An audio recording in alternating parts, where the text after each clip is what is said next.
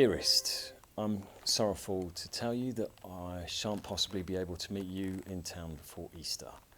Afraid it will be nearer your summer trip to London when I next come back. My cold came on again this time, accompanied by coughs and stiffnesses and all sorts of nasty things.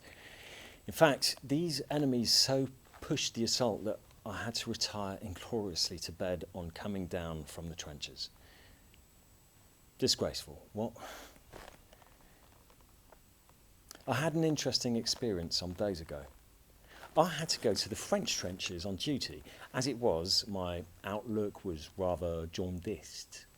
The men, and some of the officers too, had a most unpleasant smell attached to them, which I've never struck on our men or officers, but then of course I may have become insensitive to our own particular odour.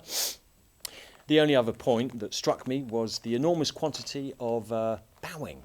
No towing and handshaking in vogue.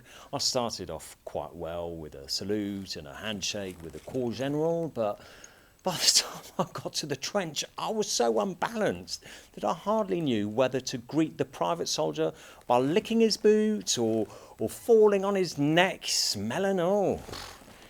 Thanks also in anticipation for the socks, which so narrowly escapes growing pink toes.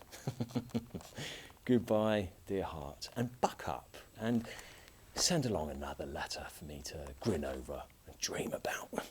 Yours, Geoff.